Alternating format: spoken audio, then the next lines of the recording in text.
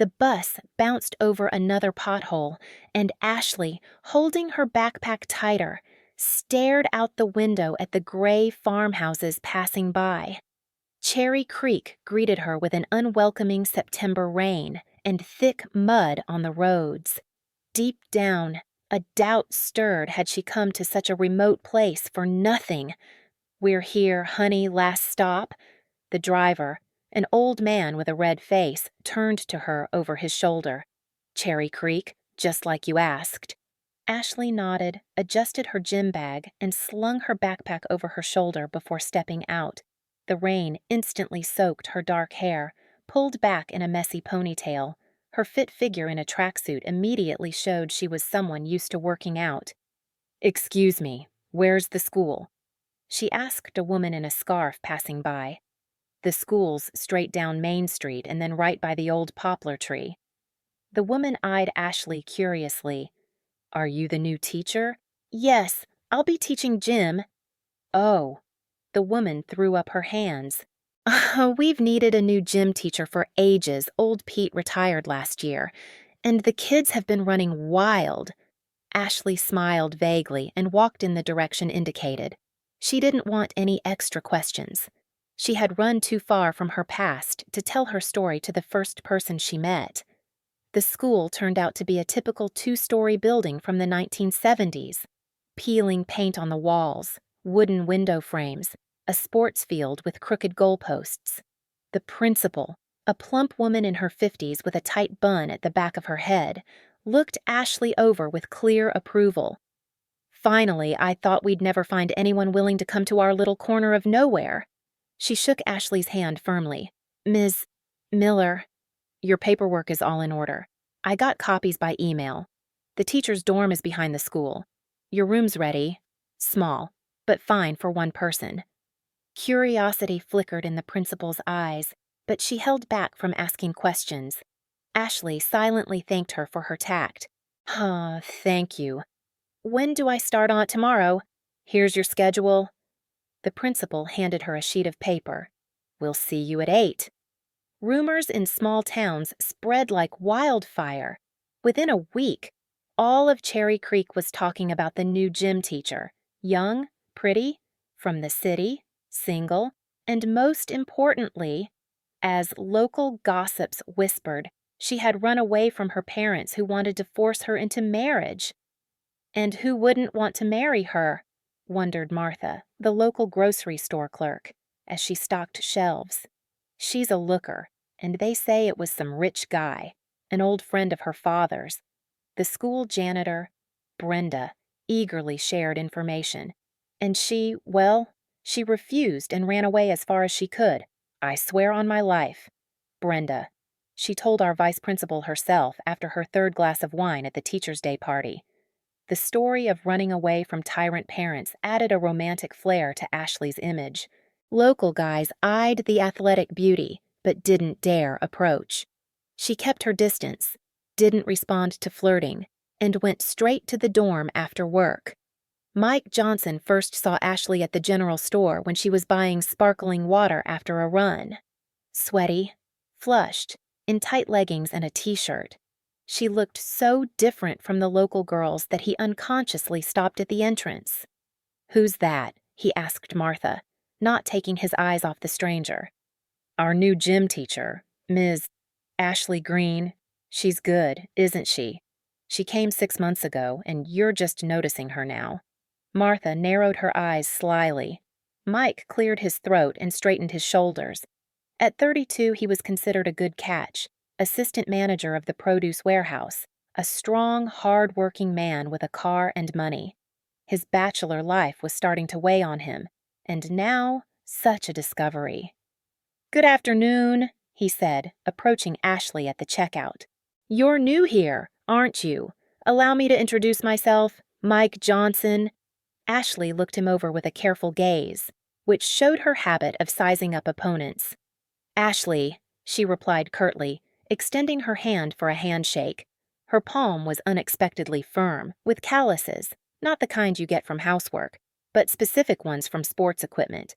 "I can give you a ride to school," Mike offered, nodding at his car outside. It's about to rain. Ashley looked at the clouds and nodded. Thanks. I wouldn't say no. In the car, Mike secretly watched her profile. A sharp jawline, a determined chin, a straight nose, not overly made up like city girls. Natural beauty. I heard you're from far away. He began a casual conversation. From Denver. Ashley replied briefly. And how do you like our Cherry Creek after a big city? She chuckled softly. Very quiet. Quiet is good, Mike observed philosophically. Especially for family life. Ashley glanced at him with a slight squint, but remained silent. Over the next 2 months, Mike launched a real campaign to win Ashley's heart flowers, chocolates, invitations to the only decent cafe in the county seat. He was persistent, but not pushy. And slowly, the icy wall Ashley had built around herself began to melt. Why Jim? He asked her one day when they were walking along the bank of the local river. You clearly trained professionally in sports. Ashley's face froze for a moment, but she quickly recovered. It was a thing, she replied vaguely. I practiced martial arts, but it didn't work out with big sports. And your parents? Mike cautiously inquired. Sorry if I'm prying, but there are rumors going around. Ashley stopped, looking at the setting sun coloring the water red. The rumors aren't lying, she said softly. They really wanted to marry me off to someone I didn't love. A rich, influential man my father needed for his business. A typical story. And you ran away, right? Grabbed your papers, your things, and left wherever your eyes took you. And then I saw an ad for a gym teacher vacancy in some Cherry Creek. She shrugged. And here I am. Mike carefully took her hand. I'm glad you're here.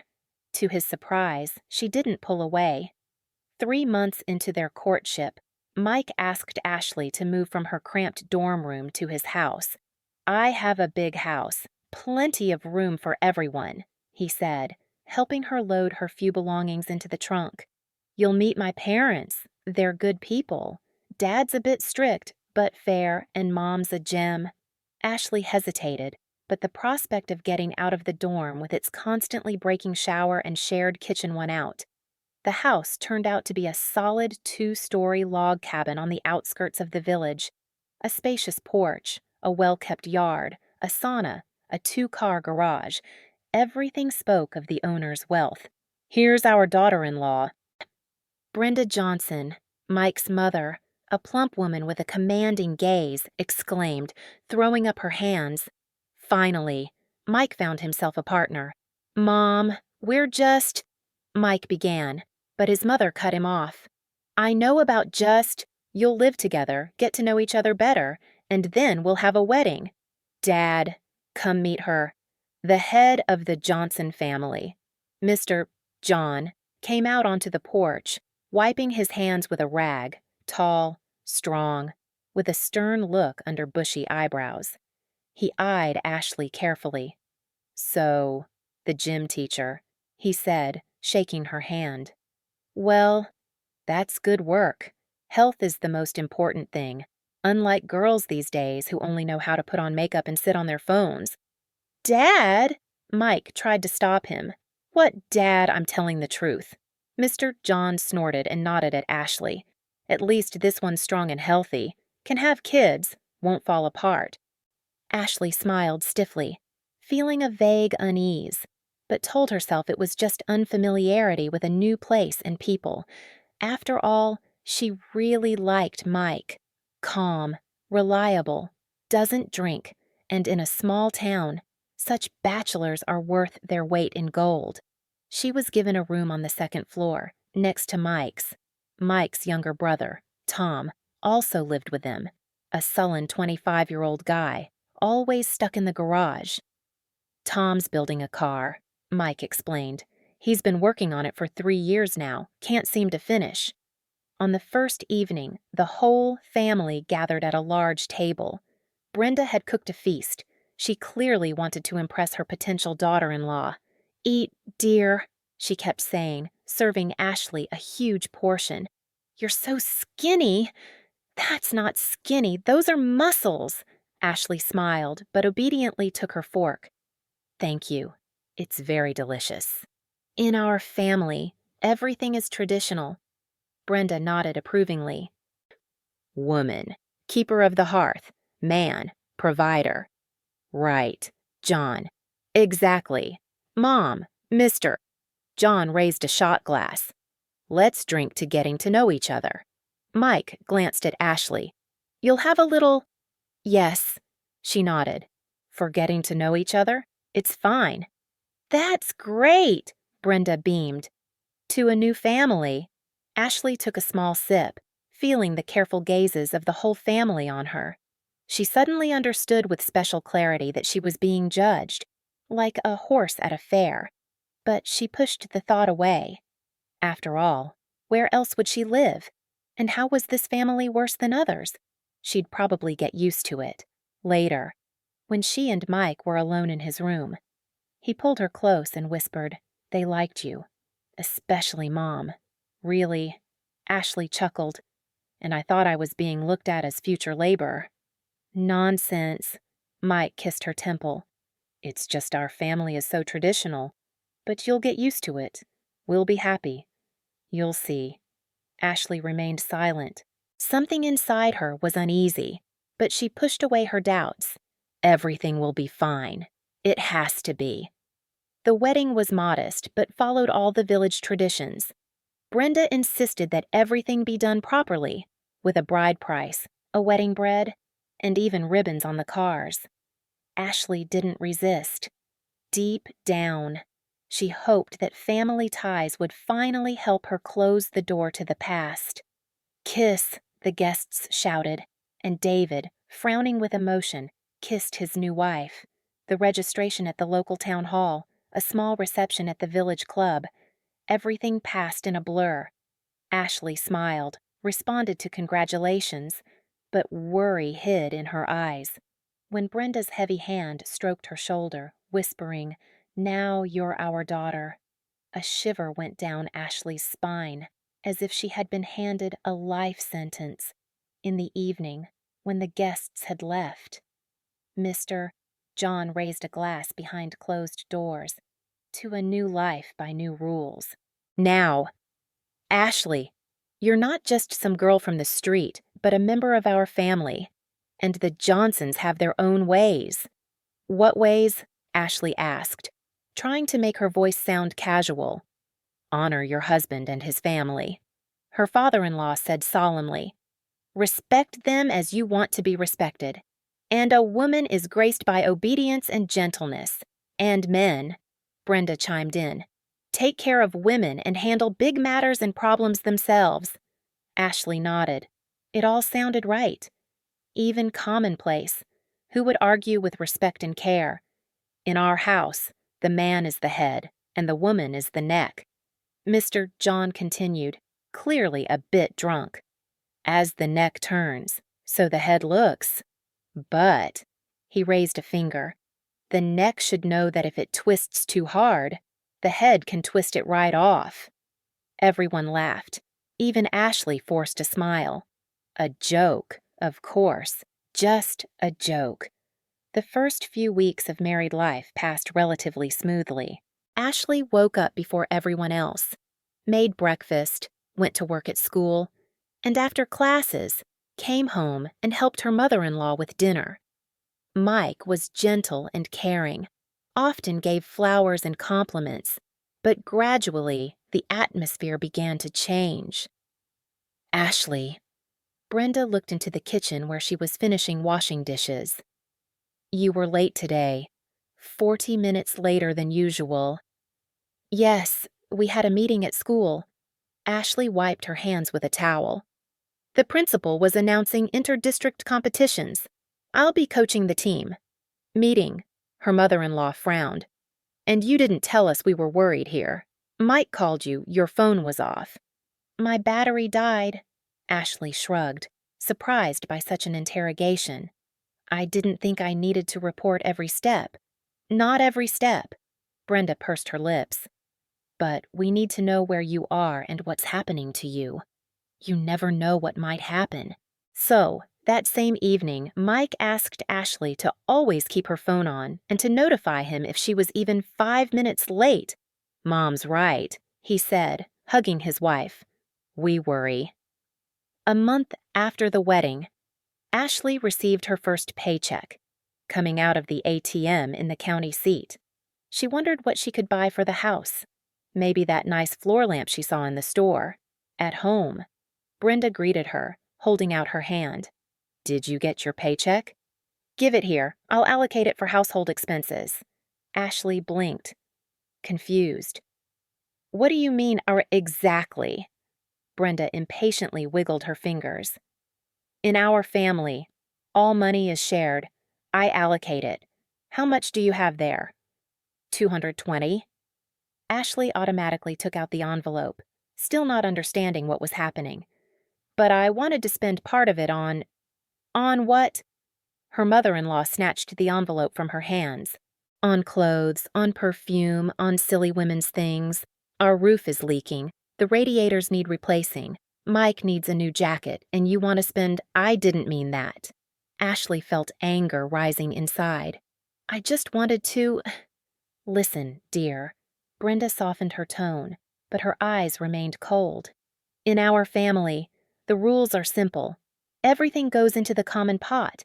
If you need something, tell me, and I'll give you money. But I won't let you throw money around."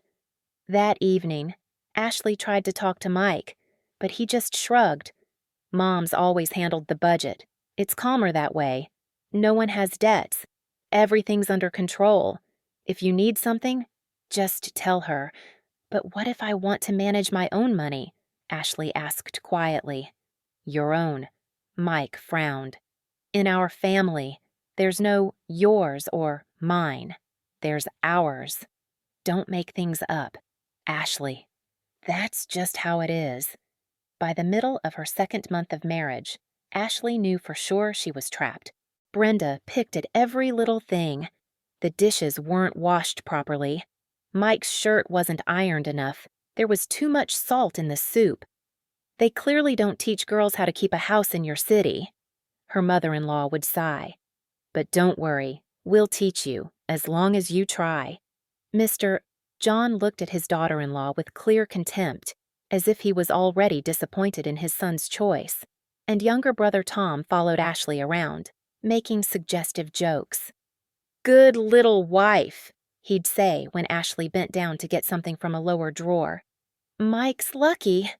She tried to ignore him, but in a house where every move was watched, it wasn't easy.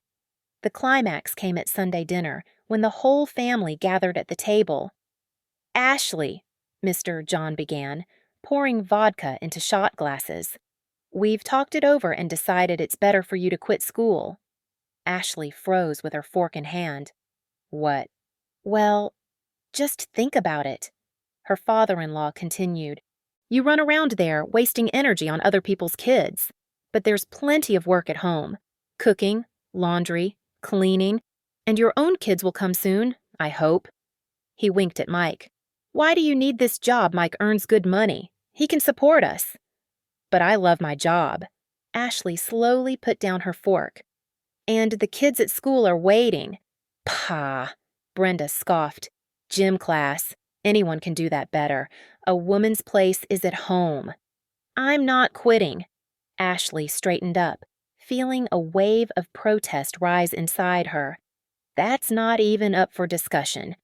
A heavy silence fell over the table. "Did you hear Mike?" Mr. John turned to his son. "Your wife doesn't respect you. Your parents speak, and she says it's not open for discussion." Mike looked lost. "Ashley, maybe Mom and Dad are right. Why do you need to work if I—" "No." Ashley stood up from the table.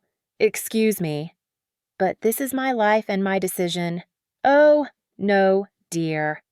Brenda also stood up, hands on her hips.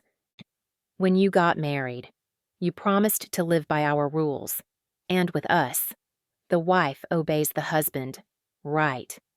Mike, after a pause, nodded. Ashley didn't quit, but life became a daily war. At school, she was focused, energetic, smiling at the children and colleagues. At home, she walked around looking downcast, trying to avoid her in-laws. "What did I do wrong?" she'd ask Mike when they were alone. "Why do your parents hate me so much?" "You're too independent." Mike would sigh. "Mom's used to her word being law in the house, and you're rebelling." "I'm not rebelling," Ashley argued. "I just want a normal life, without humiliation and without constant control." "No one's humiliating you." Mike would get angry. "It's care, and you're ungrateful." Slowly, he too began to change. More and more often he would agree with his parents. Less and less often he would stand up for his wife. Brenda skillfully manipulated her son, either shedding tears, "I've done so much for you, and you let your wife be rude to me," or appealing to male solidarity. "Are you a man or what? Why do you let a woman walk all over you?" Household duties grew like a snowball. Now Ashley not only cooked for the whole family and washed dishes, but also did laundry, ironed, cleaned the house, shoveled snow in the yard, fed the chickens, and even helped Tom in the garage, handing him tools. "Be thankful we don't have a cow." Tom chuckled, looking at her tired face. "Otherwise, you'd have to milk it too." Ashley used to be a Muay Thai champion. Her body was a honed weapon.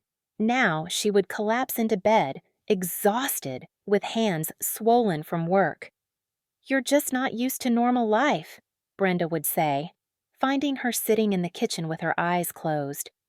"In your city, everything's ready-made, but here it's real life."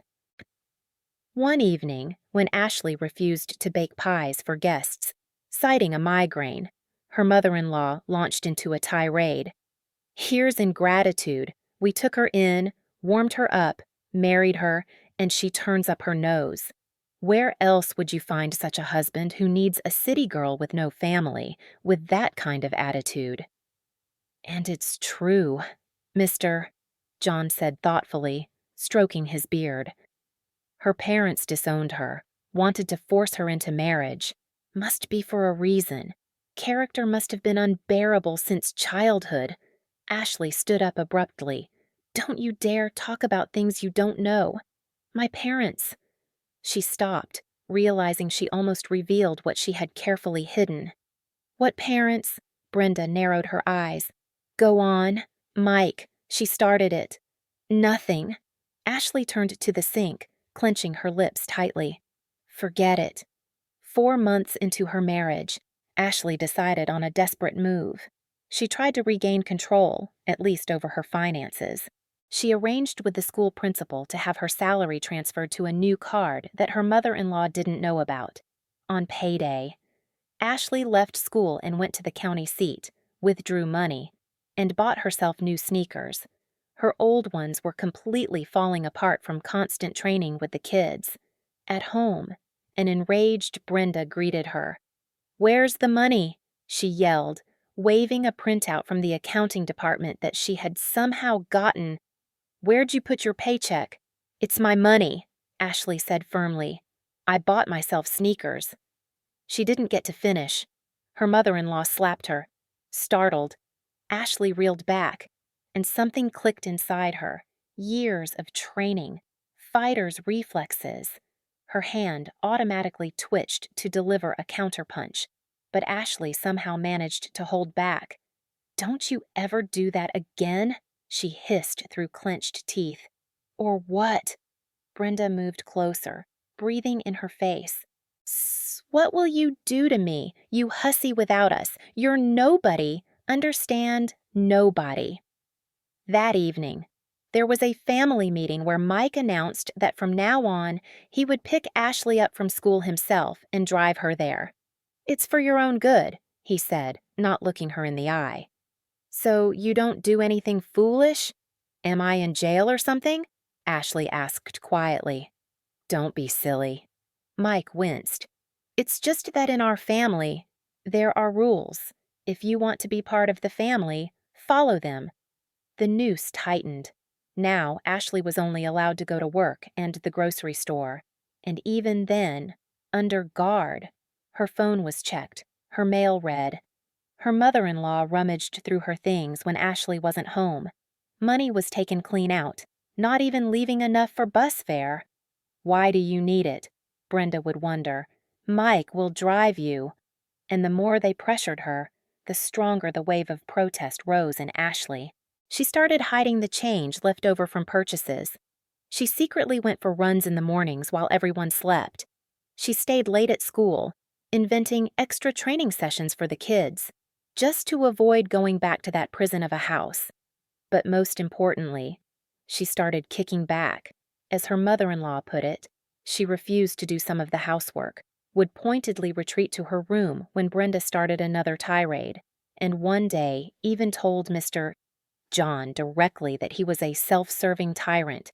The scandal was so loud that neighbors rushed over. This can't go on anymore. Brenda dabbed her eyes with a handkerchief, sitting in the kitchen with her husband and sons. Ashley was at work, and the family took the opportunity for a meeting. Your wife, Mike, is completely out of control. She's rude, disrespectful, doesn't do her work. Yesterday, she purposely oversalted the soup. I'm sure of it. Yes, Mr. John nodded grimly. It's time to put her in her place. Properly. How? Mike nervously tapped his fingers on the table.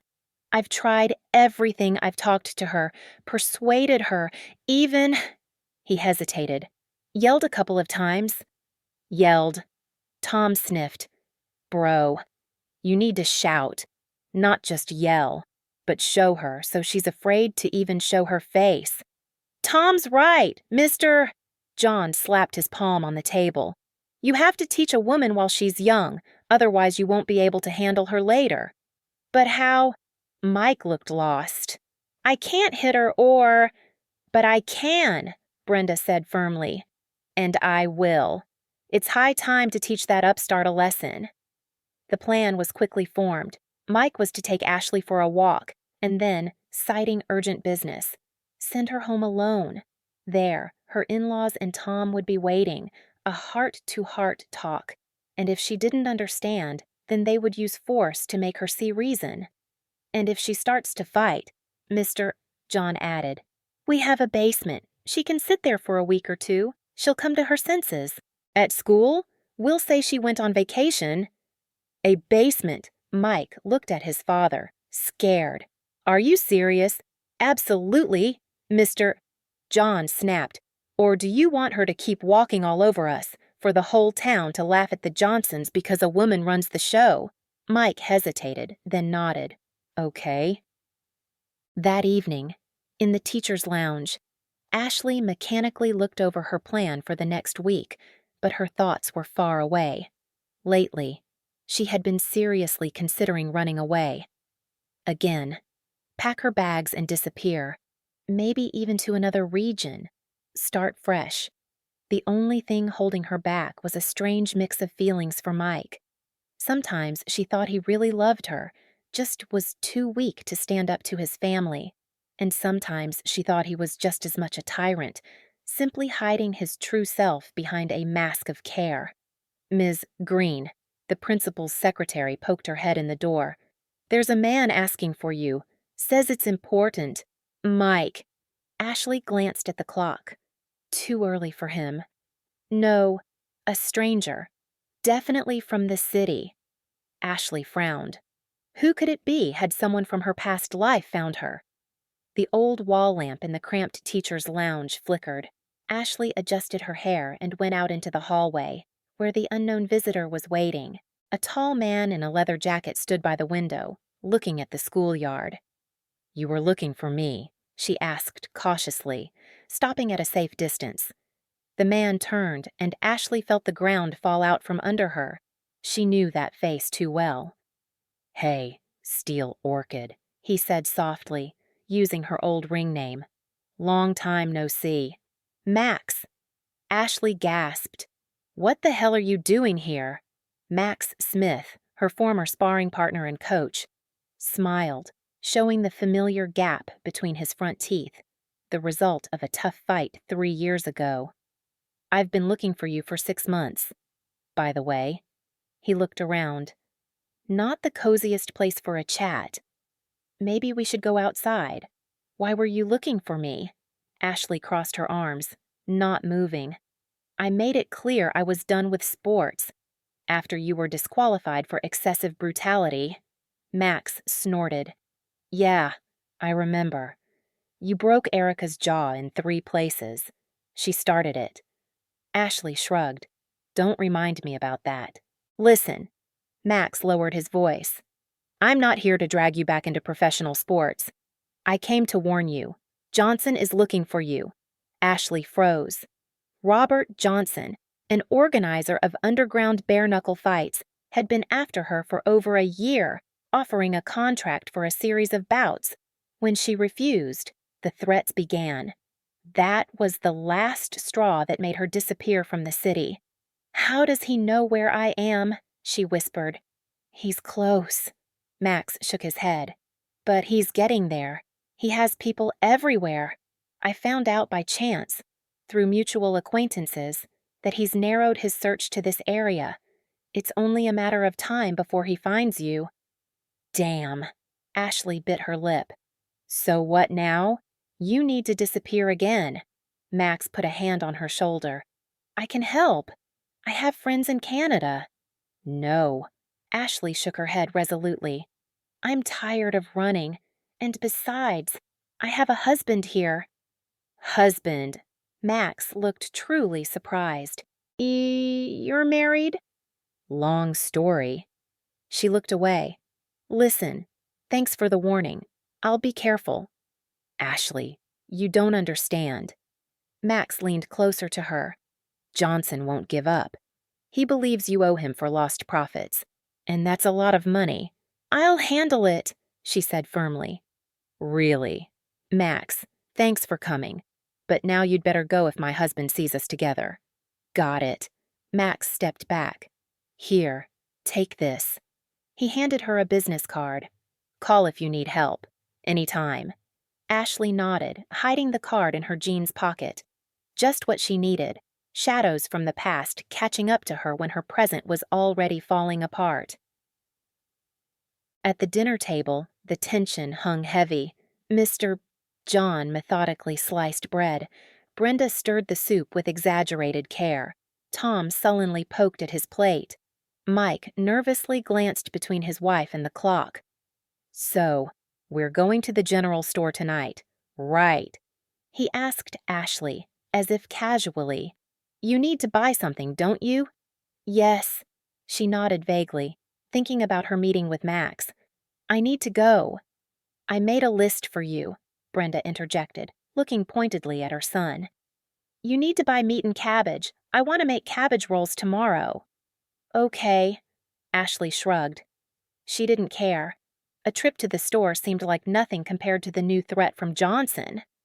And I'll go to the garage, Tom chimed in.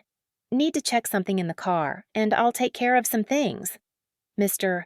John looked at his wife meaningfully. Just in time for your return. Ashley sensed something was wrong. They were trying too hard to act normal, but her mind was on a more serious problem. If Johnson found her, everyone would be in trouble, including Mike and his family. That evening, Mike was unusually chivalrous.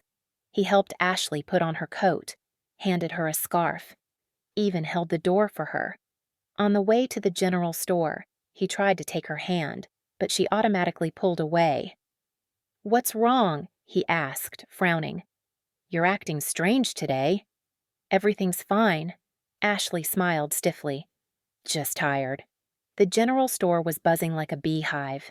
It was Friday, the end of the work week. Many people were shopping for the weekend.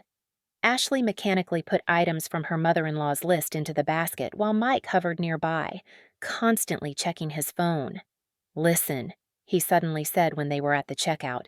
I just got a call from the warehouse. Some mix-up with a delivery. I need to go fix it right away. Okay, Ashley shrugged. Let's go. That's the thing. Mike hesitated. You can't come with me, negotiations and all that. You go home, and I'll be there later. Ashley looked at her husband carefully.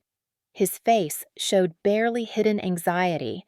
His eyes darted around, and drops of sweat appeared on his forehead. "What's going on, Mike?" she asked. "Nothing." He nervously pulled at his shirt collar. "Work, just work." "Okay." She decided not to push it. "Then I'll go." "Yeah, go." Mike exhaled with obvious relief. "I'll be back soon." Leaving the store, Ashley didn't immediately head home. Something about the whole situation seemed suspicious. She went around to the corner of the building and waited. 5 minutes later, Mike rushed out of the general store, looked around, and quickly walked in the opposite direction from the produce warehouse, towards the only bar in the town. Ashley snorted. "All that rush just to grab a drink with friends? But why all the secrecy then?" She was about to leave when she noticed a familiar figure heading towards the general store. Max, what was he doing here? Ashley instinctively stepped into the shadows. The last thing she needed was for her former coach and her husband to run into each other.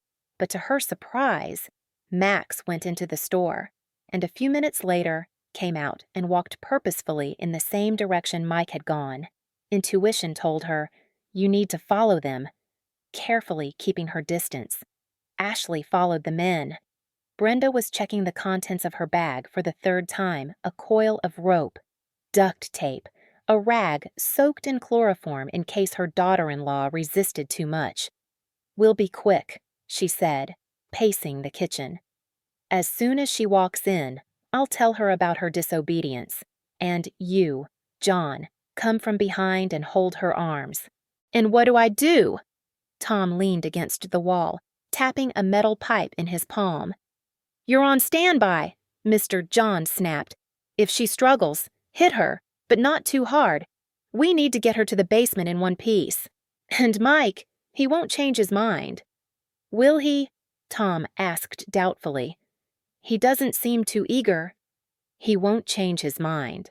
Brenda waved her hand. "I know him. He's weak, but he respects family traditions. And besides, where would he go without us? He's nobody." Outside, it grew dark. The family prepared to meet their daughter-in-law. Mike walked into the bar, ordered a shot of vodka, and gulped it down. Everything inside him was churning with fear and self-loathing. What was he doing? Helping his parents ambush his own wife? Why? Because she wanted a normal life. But could he go against his family, against the father who raised him, gave him an education, a job, against the mother who adored him? Could he betray his own family for a woman who had only been in his life for 6 months? "Another one," he mumbled to the bartender, pushing the empty glass forward. "Problems." A stranger's voice next to him asked. Mike turned his head. A strong man in a leather jacket sat down next to him. "My problems are none of your business," Mike snapped. "If they concern Ashley, then they're my business," the stranger calmly countered. Mike flinched as if he'd been hit. "Who are you?" "Friend." The man extended his hand. "Max. I've known Ashley for 7 years." "How?" Mike automatically shook the outstretched hand, feeling a wave of jealousy rise inside him. "We trained together. I was her sparring partner." Max smiled. "And believe me, she gave me a run for my money." "What are you talking about?" Mike frowned. "Your wife." Max lowered his voice. The dark-haired, athletic, tall one with a mole above her right eyebrow. "Yes." Mike swallowed. "That's Ashley. You really know her?" "Of course." Max snorted. "She's my best student and probably the most dangerous fighter I've ever met." "Fighter." Mike choked on his second shot. "What are you talking about?" "Oh." Max shook his head. "I see she hasn't told you. I'm her fan, if you can call it that. Ashley was a Muay Thai champion. Thai boxing, or as they call it, the art of 8 limbs. You know why." Mike shook his head, stunned. Because a fighter uses fists, elbows, knees, and shins. Max counted on his fingers. 8 striking surfaces. And Ashley has a special talent. She can calculate the force of a blow with mathematical precision. If she wants, she can barely touch you. If she wants, she can shatter a bone. No way, Mike whispered. Way. Max sighed. Too bad about the girl. They disqualified her from the championship for brutality, broke her career. In her last fight, she beat her opponent so badly that they barely revived her. She spent 3 months in the hospital. Mike felt a chill down his spine. He remembered Ashley's hands, wiry, with bulging veins, with characteristic calluses on her knuckles. He remembered how she once, with one movement, twisted a stuck nail out of the wall. He remembered her reaction when his mother-in-law raised her hand to her. "Oh my God," he gasped. "My parents, they—" Without finishing, Mike jumped up and ran out of the bar. He had never run so fast in his life. Ashley, hiding behind the corner of the building, saw Max sit down next to Mike. She saw their conversation. She saw her husband's eyes widen as he rushed out of the bar and ran down the street. "Damn," she hissed. "Well, what did you tell him?" "Max." She rushed after her husband, but then she heard Ashley. Max caught up to her, waving his arms. "Wait, I need to tell you something." "Not now," she shouted, not stopping. "What did you tell him?" "The truth." Max caught up to her and grabbed her arm. "He needed to know." "Why?" She spun around. "Why are you interfering in my life?" "Because they're setting a trap for you," Max blurted out. "I accidentally overheard his relatives talking at the store." "They're planning to teach you a lesson." Ashley froze. "What did you say?" "His mother and father, and I think his brother." Max spoke quickly, gulping down words. "They want to lock you in the basement. They mentioned ropes, and that they'd tell the school you went on vacation." Ashley slowly exhaled. So, that was it. That's why Mike was in such a hurry to send her home alone. That's why everyone acted so strangely at dinner. "Thank you." She squeezed Max's hand. "I'll handle it." "I'm with you." He resolutely stepped forward. "No." Ashley shook her head. "This is my family, my problems, and besides." She smiled sadly. "I know how to defend myself. I just need to get home faster than Mike so I don't spoil the upcoming show." However, Mike had never been known for his good physical fitness, and his running resembled more of a leisurely turtle walk. And Ashley quickly headed towards the Johnson house. The bag of groceries weighed down her hand, but she barely noticed its heaviness. Her whole being was focused on the upcoming confrontation. 7 years of training, dozens of fights, a champion's title. All of it was in the past. She had run from violence, from blood, from her own destructive power. But if she needed to defend herself, well, she would remember her old skills. The house greeted her with silence, too quiet for a Friday evening. Usually, Mr. John would be watching TV at this time, and Brenda would be clanging dishes in the kitchen. Ashley carefully closed the door behind her, placed the bag of groceries on the floor, and listened. Muffled voices came from the kitchen. "How much longer?" Tom hissed. "Something must have happened." "Quiet," Brenda hissed at him. "She'll hear us. She'll come. She won't go anywhere." Ashley took a deep breath, calming her wildly beating heart. So, an ambush. Well, she wouldn't give them the pleasure of catching her off guard. She quietly took off her jacket, hung it on a hook, kicked off her shoes, and walked barefoot towards the kitchen, stepping silently, as Max used to teach her. "The enemy shouldn't hear your footsteps," he would say. "Become a shadow, become the wind." In the kitchen doorway, she stopped, crossing her arms over her chest. "Good evening," she said loudly and clearly. 3 heads turned to her at once. Their faces showed shock, confusion, and fear. "Ashley!" Brenda exclaimed, frantically hiding something behind her back.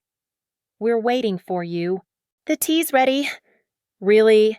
Ashley slowly walked into the kitchen, scanning the room. Tom was hiding something behind his back by the window. Mr. John was at the table, hands on the countertop. Brenda was by the stove, one hand behind her back. "But I think you weren't making tea." Mr. John tried to feign confusion, but his eyes betrayed his worry. "Oh, the ropes." Ashley nodded at the barely visible end sticking out from behind her mother-in-law. "Oh, the basement. About teaching a disobedient daughter-in-law a lesson. I didn't miss a thing." A heavy silence fell. "Who told you?" Brenda finally hissed, her face contorted with anger. "Mike, that coward. He chickened out." "Doesn't matter." Ashley took another step forward. "What matters is what you planned. And you know what," she smirked. "That's a very, very bad idea." "And who are you to tell us what to do?" Mr. John roared, standing up. "In my house, my rules. And if you don't follow them, you'll get what you deserve." "Sit down," Ashley said calmly. "Let's talk like adults." "Enough talk." Brenda stepped forward, pulling a coiled rope from behind her back. "Tom, hold her, and you, daughter-in-law, get ready. I'm going to hit you now." Younger Johnson rushed at Ashley, holding the metal pipe out in front of him. This was his fatal mistake. Ashley reacted instantly, dodging the blow with a sliding motion, grabbing the arm with the pipe, and twisting his wrist. Bones crunched. Tom howled in pain, dropping his weapon. "You broke my arm. You broke it." He cowered, crawling to the wall, cradling his injured limb. "You wretch." Brenda lunged at Ashley with her fists. Years of training kicked in automatically. A block, a grab, a twist, and her mother-in-law was slammed face first into the wall. Blood gushed from her broken nose, streaming down her chin. "That's it," Mr. John growled, grabbing a bread knife from the table. "Now you'll dance for me." He was bigger, heavier, but also slower. Ashley easily dodged the first lunge, ducked under his arm, and delivered a precise blow to his solar plexus. Air rushed out of his lungs with a gasp. A second blow to the jaw, and Mr. John collapsed, bringing down the chair and dishes from the table with him. It was all over in a matter of seconds. Tom whimpered in the corner. Brenda pressed a kitchen towel to her face, which quickly soaked with blood. Mr. John lay motionless among the broken dishes. Ashley went to the stove, took the kettle off the heat, and calmly poured herself some tea. Her hands weren't shaking, only inside. Everything tightened with self-disgust. She had done it again, caused pain again, lost control again. The loud bang of the front door announced Mike's arrival. He rushed into the kitchen, panting from running, and froze at the doorway, staring in shock at the mess. What happened here?" he stammered. "What do you think?" Ashley took a sip of tea. "Your relatives gave me a warm welcome with ropes, chloroform, and a promise to lock me in the basement." "Oh my God!" Mike covered his mouth with his hand. I didn't know they were serious." "You knew," Ashley snapped. "You knew everything and helped them set me up, lured me into a trap." "I'm sorry." He fell to his knees amidst the chaos. "I was scared I didn't want to. I ran to warn you." "Too late." She set down her cup. "By the way, do you want your share too?" "What?" Mike recoiled, looking at her with wide, terrified eyes. "Your share." Ashley nodded at the defeated relatives. "They've already gotten theirs. You're next." "No, please." He buried his head in his shoulders. "I didn't mean to. I love you." "That's not love." She shook her head. "Love is respect, trust, support. But what you have here is medieval tyranny. And you know what?" She leaned down to him. "I'm sick of it." Just then, Mr. John groaned, coming to. Brenda was sniffling, holding her broken nose. Tom whimpered, cradling his broken arm. "We need to call an ambulance," Mike mumbled, pulling out his phone. "Call it." Ashley shrugged. "And while you're waiting, I suggest you rethink your family values. Because if anything like this happens again—" She paused. "I won't be responsible for myself." She walked out of the kitchen, leaving behind a wrecked room in the Johnson family's shattered hopes for a submissive daughter-in-law. No one dared to stop her. The ambulance arrived 20 minutes later, surprisingly fast for such a remote area. The paramedics looked around the chaotic kitchen in bewilderment as they provided first aid to the injured. "And what happened here?" asked the stocky paramedic, putting a temporary splint on Tom's broken arm. "I fell," he grumbled, avoiding looking at Ashley, who stood in the doorway with her arms crossed. "Everyone fell!" The paramedic looked skeptically at Brenda, with her swollen face, and Mr. John, who was having a scratch on his chin, treated. "A family misunderstanding," her mother-in-law hissed through clenched teeth, wincing in pain. "Nothing criminal." Ashley snorted but remained silent. Even now, having gotten what they deserved, the family was following the unspoken rule of village life: don't air your dirty laundry. "Tom and Mr. John need to be taken to the county hospital," the paramedic concluded. "One for a broken bone, the other to rule out a concussion. And you," he nodded at Brenda, "I'd recommend you go too. Your nose looks broken." "I'm not going anywhere," she snapped. "I have a farm, livestock. Who's going to look after everything?" "I will," Mike suddenly said, who had been silently watching from the corner of the kitchen all this time. "Go, Mom. You need to see a doctor." Brenda gave her son a look that, if it were a physical blow, would have made Mike drop dead. "Traitor," she hissed. "It's all because of her." She jerked her chin towards Ashley. "No, Mom." Mike unexpectedly looked her firmly in the eye. "It's all because of us. Because of how we treated Ashley. Because of our strict rules." "Chatter," the paramedic interrupted. "We're taking all three of you. Young man, help carry the stretchers." When the paramedics, along with Mike, loaded the injured into the ambulance, only Ashley and her husband remained in the yard. "I'll take them to the hospital and be back," Mike said uncertainly. "We need to talk." "Yes," Ashley nodded. "We do." She watched him get into his car and drive off after the ambulance. Inside, she felt empty and cold, as if all her emotions had burned out in the short but furious fight. She knew this feeling well. It was always like this after a match. Left alone, Ashley slowly walked through the house. Here, within these walls, she had spent several months trying to become part of a family that, from the very beginning, saw her only as a servant, a slave, a docile creature without her own will. In the room she shared with Mike, she took her gym bag from under the bed and systematically packed her things: a few clothes, documents, a few personal items. That was all she had. All she had brought with her when running away from her previous life.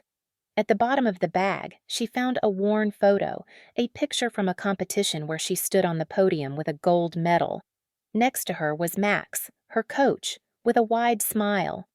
Back then, she was different, confident, strong, fearless of anyone or anything. Where had that Ashley gone when she allowed herself to turn into a scared housewife who trembled at her mother-in-law's shouts? Her phone vibrated. A message from Max. "How are you? Everything okay?" She sent a short reply. "Yes, talk later." Finished packing. Ashley went to the kitchen.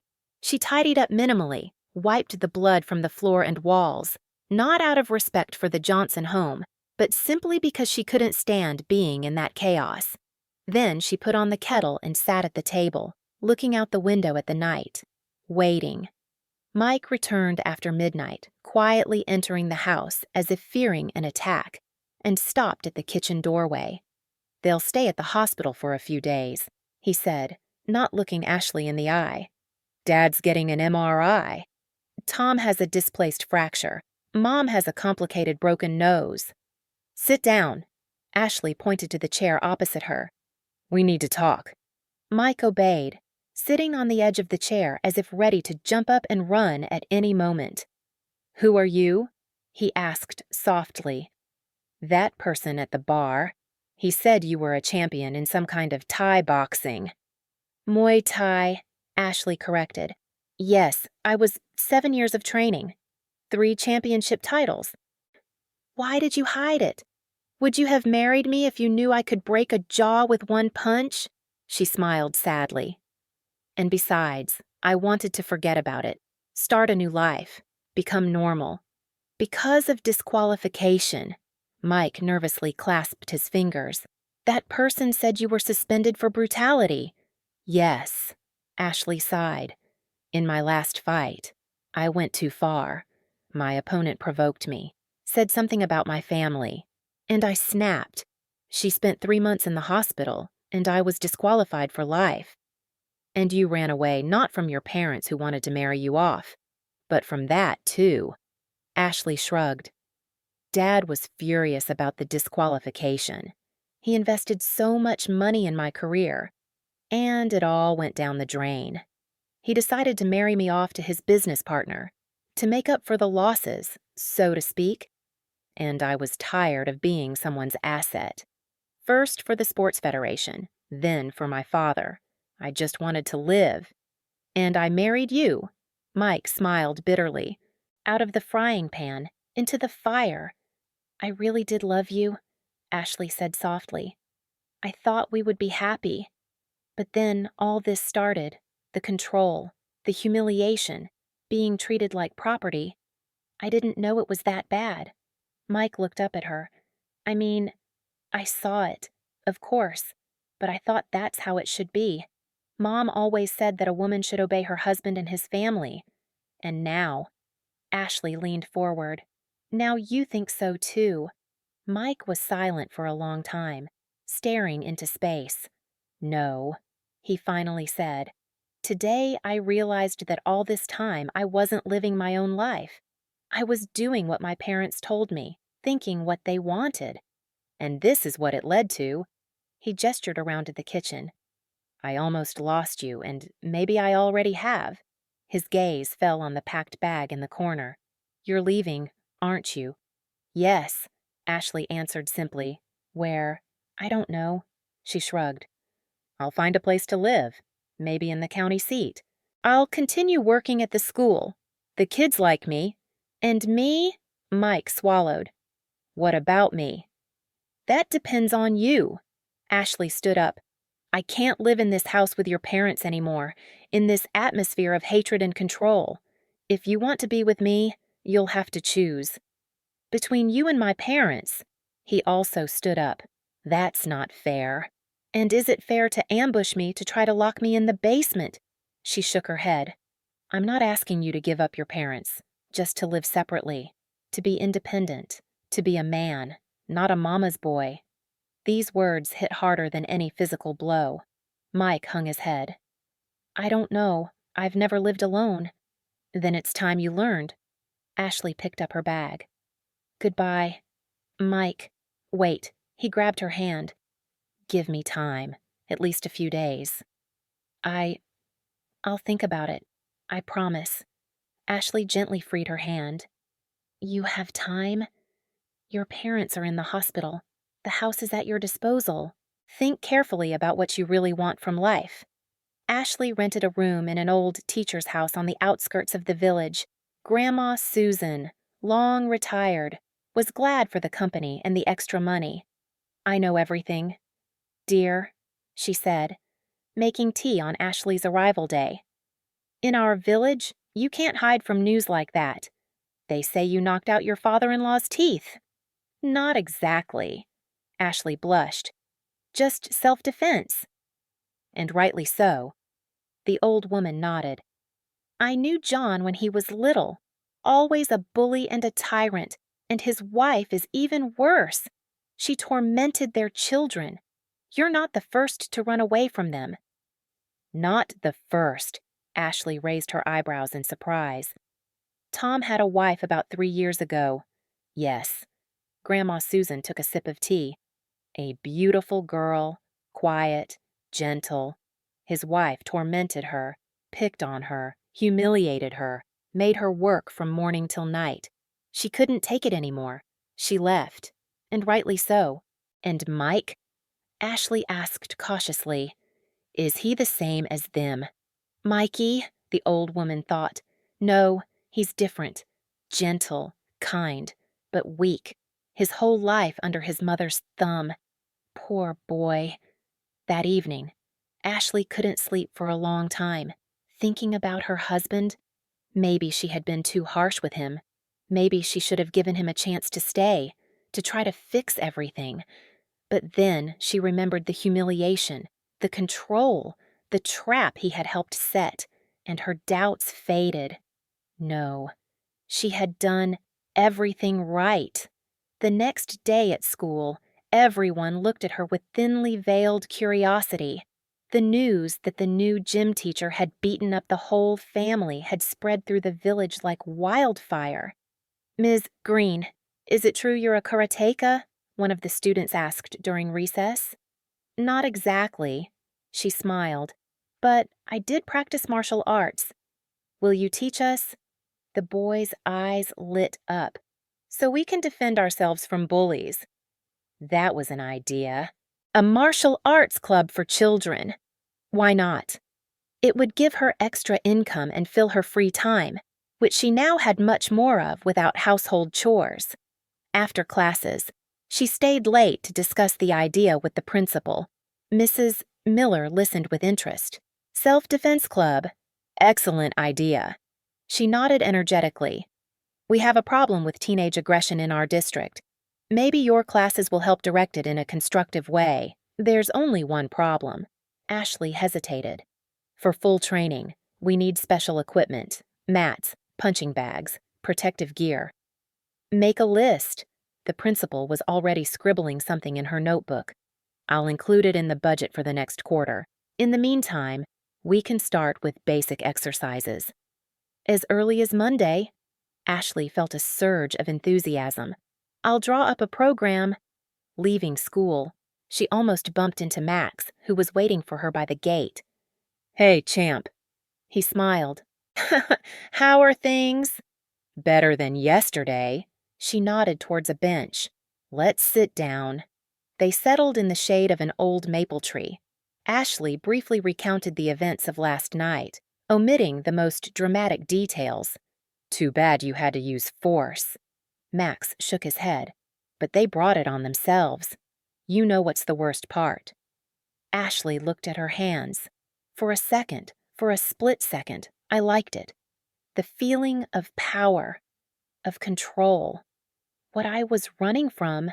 "You're not like that." Max put a hand on her shoulder. "You were defending yourself. Those are different things." "I hope so." She sighed. "What about Johnson, any news?" "He's narrowed his search to the next county." Max lowered his voice. "But I think you'd better not stay here too long. Sooner or later he'll find you." "I'm tired of running." Ashley straightened up. "Let him come. I'll be ready." "It's dangerous." Max frowned. "He's not alone. He has a gang of thugs, and they won't play by the rules." "And I'm not in professional sports anymore." Ashley smiled wryly. "Rules don't bind me." A week passed. Ashley immersed herself in work, daytime classes, evening training sessions with the children, preparing for district competitions. And there was no sign of Mike. The Johnsons had been discharged from the hospital, but, according to Grandma Susan, they were quiet as mice and barely left the house. One evening, returning from training, Ashley noticed a familiar car parked outside the old teacher's house. Mike stood leaning against the hood, clearly waiting for her. "Hi," he said uncertainly when she approached. "Hi." She stopped at a safe distance. "How are your parents doing?" He shrugged. "Dad's almost back to normal. Tom has to wear a cast for another month. And Mom, he stumbled. She'll need plastic surgery. Her nose isn't set right. I'm sorry. Ashley said it without much regret. Did you want something to talk? Mike took a step towards her. I've been thinking about us all week, about my parents, about how I've lived all these years, and I've come to a conclusion that I was a coward. He lowered his head. I was afraid to go against my family, afraid to disappoint them, afraid to be alone. And because of that fear, I almost lost the most valuable thing I have, you. Ashley remained silent, waiting for him to continue. I rented an apartment in the county seat. Mike looked up at her. Small, but cozy, next to a park, starting the first of the month. I'm transferring to a job at the county administration. Everything's already arranged. You're leaving your parents? Ashley didn't hide her surprise. Yes. He nodded. Dad and I had a big talk. He said I was a traitor, that I was choosing a stranger over my own blood, and I told him I was choosing myself, my life, my happiness. And how did he react? He kicked me out of the house. Mike smiled bitterly. Said I was no longer his son. Mom cried, cursed you, promised I'd regret it, and Tom just told me to get lost. I'm sorry. And this time, Ashley truly felt for him. No need. Mike straightened up. For the first time in my life, I feel free.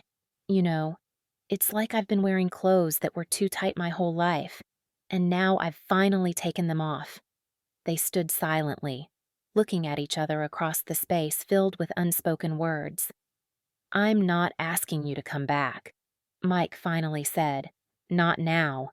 But maybe you'll give me a chance to become the man you deserve. Ashley thought about it. Part of her wanted to throw herself into his arms, say everything was forgiven and forgotten, but another part, the one that had endured months of humiliation, that had fought for her freedom, reminded her that the wounds were still too fresh. I don't know. Mike, she said honestly, too much has happened. I need time. I understand. He nodded. And I'm willing to wait as long as it takes. He held out a piece of paper with an address. This is where I'll be living. If, when you decide you're ready to talk, I'll be waiting. Ashley took the paper, folded it carefully, and put it in her pocket. Thanks for your honesty. That means a lot to me. When Mike left, she stood on the path for a long time, watching the receding lights of his car. Maybe he had really changed. Maybe they still had a chance. But right now, she only felt tired and wanted to be alone. Saturday turned out to be surprisingly warm for October. Ashley decided to take the day off. No workouts, no lesson plans.